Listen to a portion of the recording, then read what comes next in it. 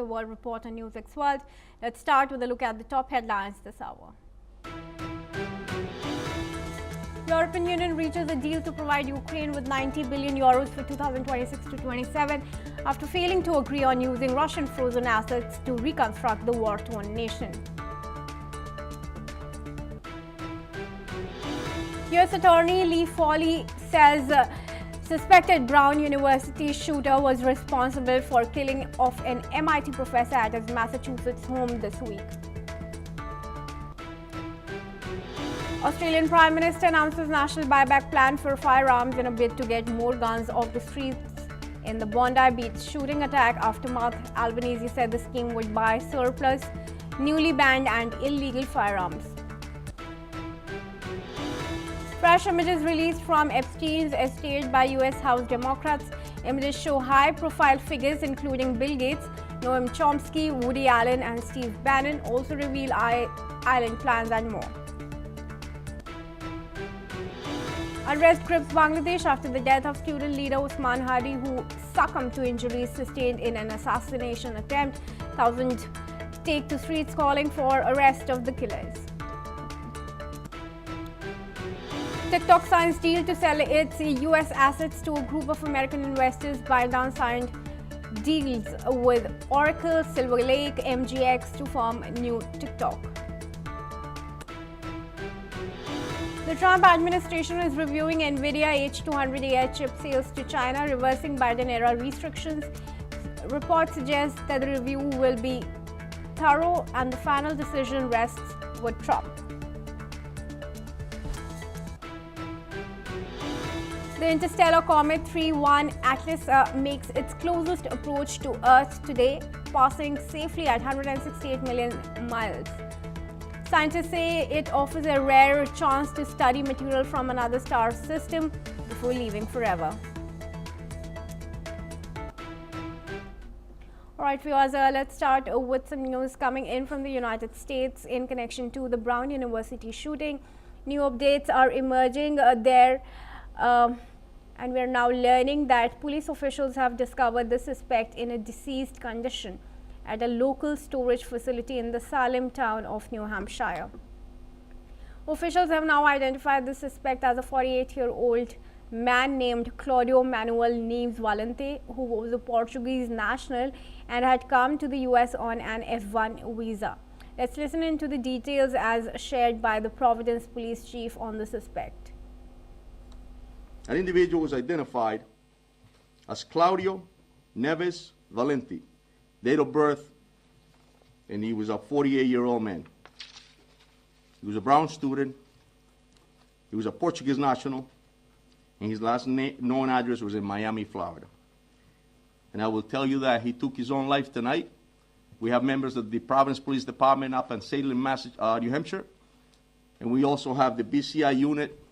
Obviously, the FBI and their evidence recovery unit is up there, so the process is being conducted. And officials also report that the suspect had no current affiliation with the Brown University but was enrolled at around the early 2000s there in a PhD program. Moreover, investigators have also added that the suspect appears to be connected to the fatal shooting of an MIT professor, Nuno Loureiro, which reportedly happened in Brookline on December 15. As of the mass shooting at Brown University took place last weekend, killing 2 students and injuring 9 others.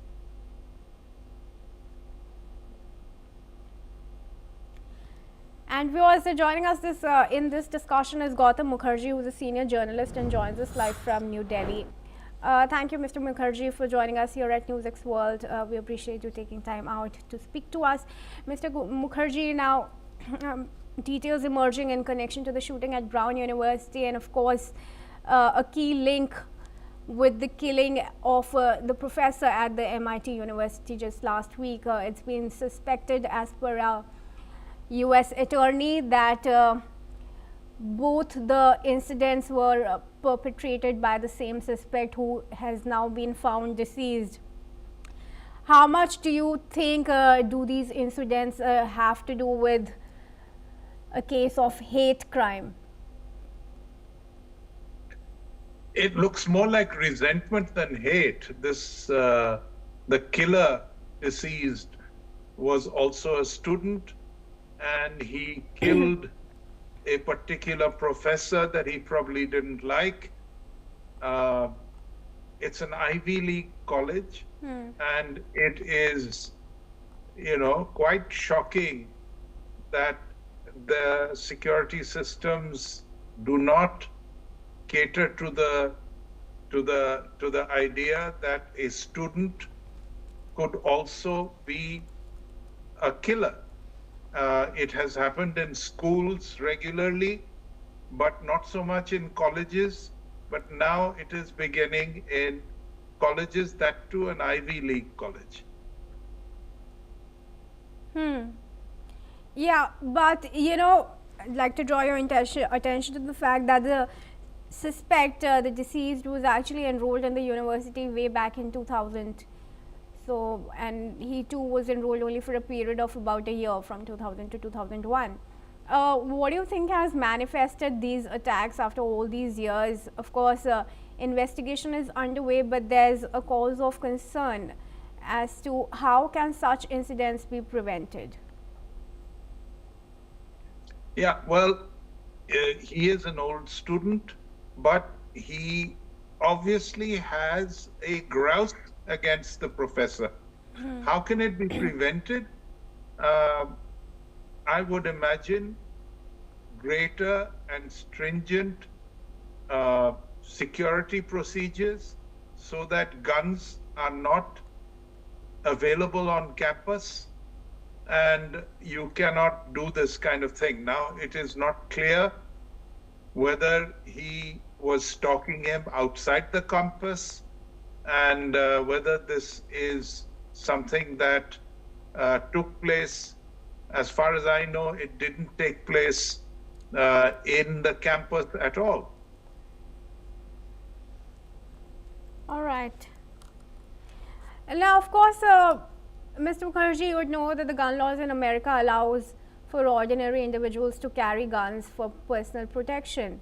How much do you think that the gun licensing limits should be reviewed, and policy? How much is there scope for policy to be tweaked in that regard in the USA?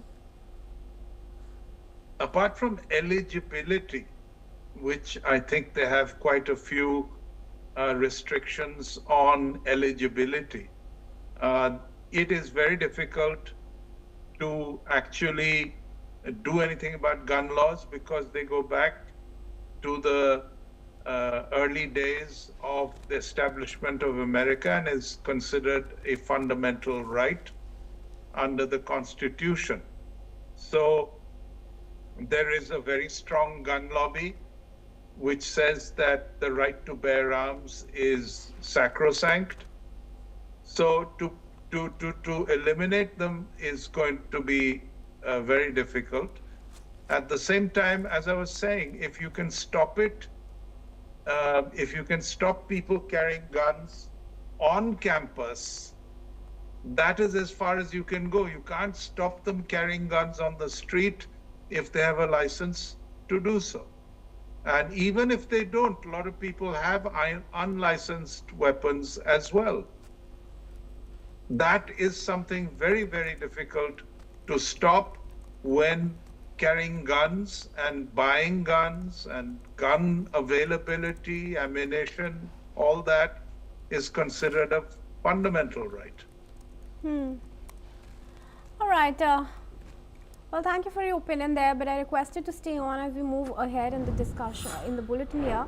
Viewers, news also now coming in from Bangladesh, which has been rocked by violent protests after the death of student leader Sharif Osman Hadi, with concerns of further unrest ahead of national election in the country.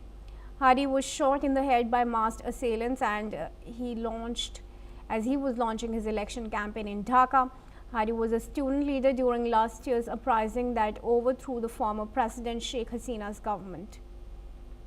He was initially treated at the local hospital before being moved to Singapore, where he died days after the incident. 6 days later, the protests saw emotionally charged slogans invoking Hadi's name.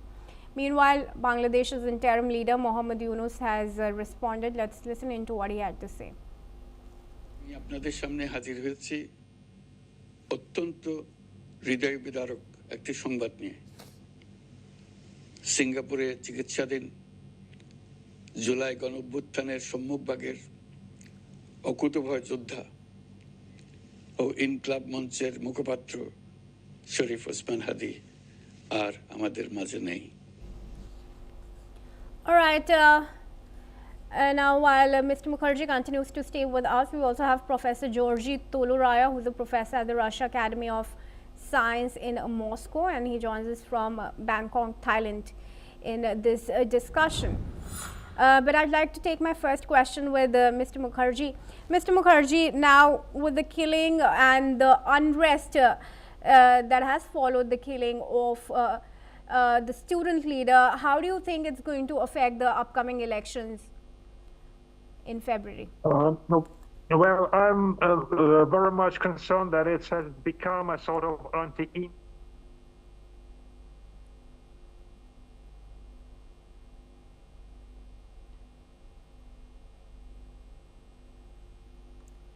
All right. No, Professor Georgie, I requested to go on. Hello? Yeah, please continue. Yes. Can you hear me now? Yes, I yes, said that it concerns me that this conflict have some foreign policy dimension, because the protest that Mr. Hadi led and was anti-Indian in nature, and somehow the India is blamed for his untimely and tragic death. So this gives a foreign policy dimension that the conflict within the Bangladesh may spill over to the international relation, which concerns me a bit. Yeah. All right, I'd like to take my next question to Mr. Mukherjee. I hope he's still there with us in the discussion here. Yes. All right. Mr. Mukherjee, do you think the incidents, the violent uprisings and this latest unrest that has gripped Bangladesh has also to do with growing Pakistan and Chinese influence in the nation? Well, I think there's a tussle going on between the Islamists who are backed by Pakistan and to some extent by China. They have been very central to the the Bangladeshi discourse ever since Sheikh Hasina and the Awami League were ousted. But they are having a tough time stabilizing their hold on power via the existing council because of maladministration and also an economic downturn.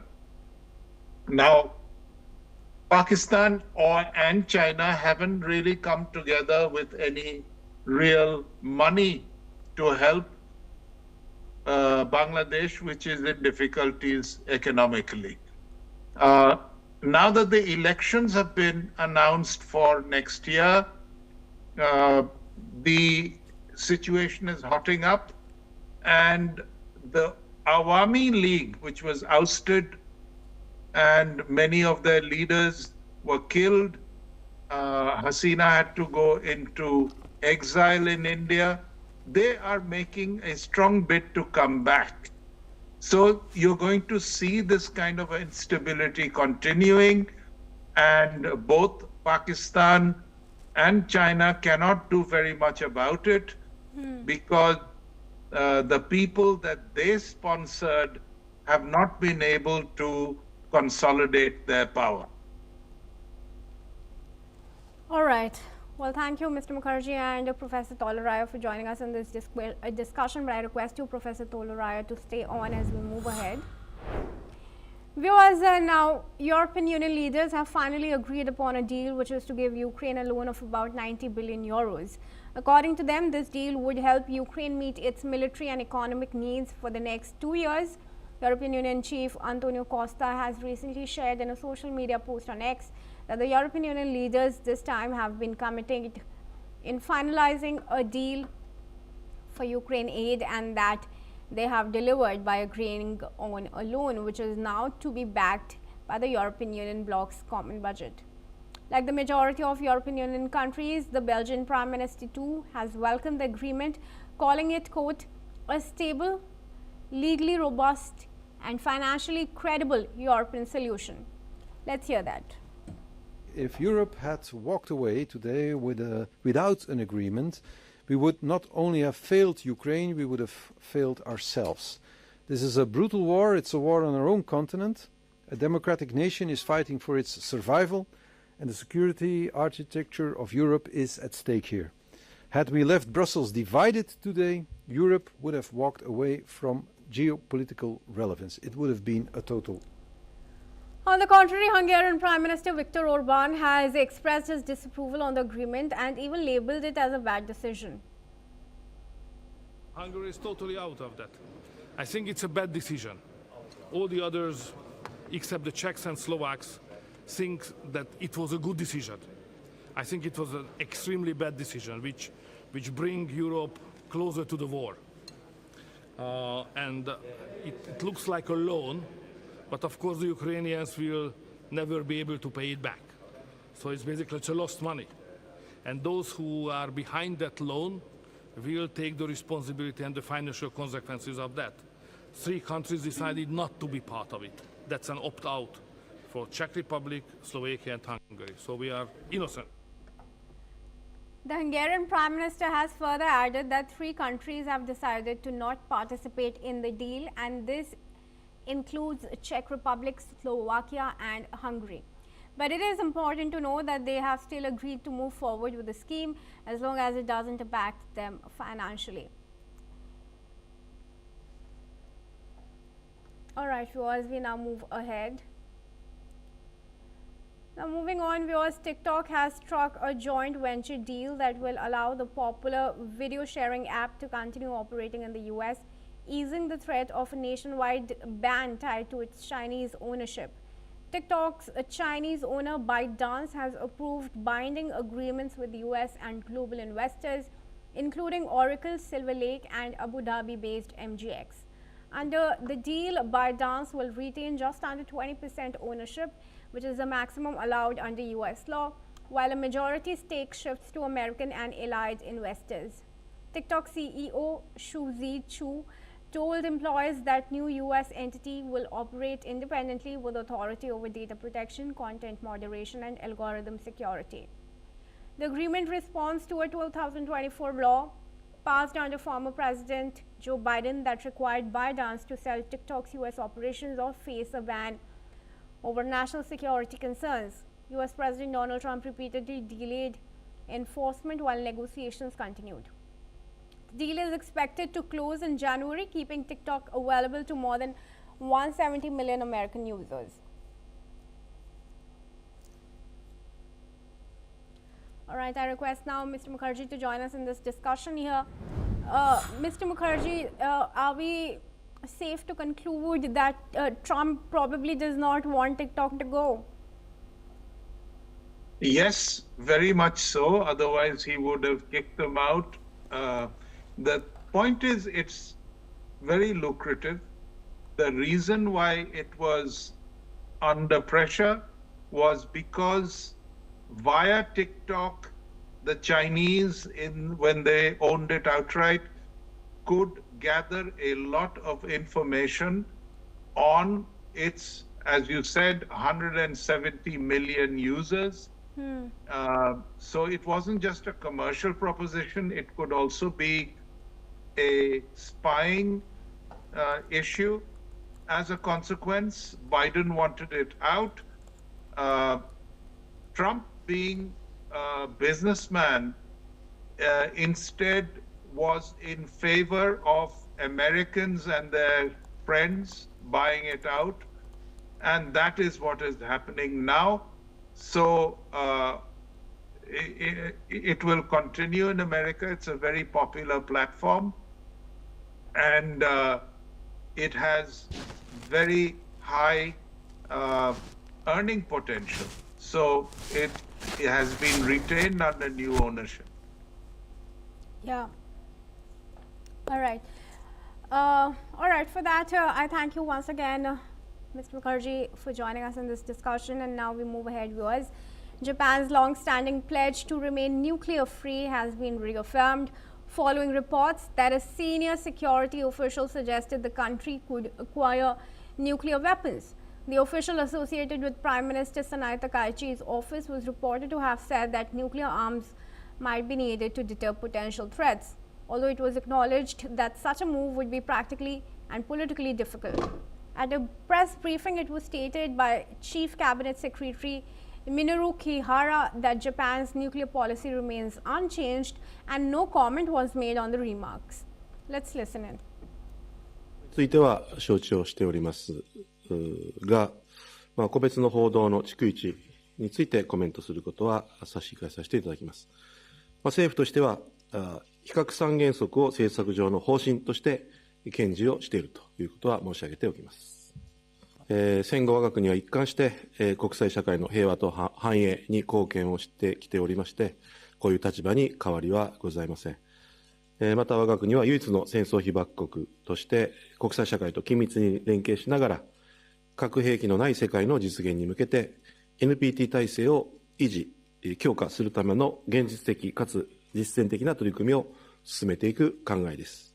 核共有については、仮に先ほど申し上げたような枠組みを指すのであれば、政府としては非核三原則や、原子力基本法をはじめとする法体系との関係、から、これは認められないと、そのように考えます。And it has been noted that public and political interest in Japan's 3 non-nuclear principles not to possess, develop or allow nuclear weapons has been rising. This has been driven by doubts over US security guarantees and growing threats from China, Russia and North Korea.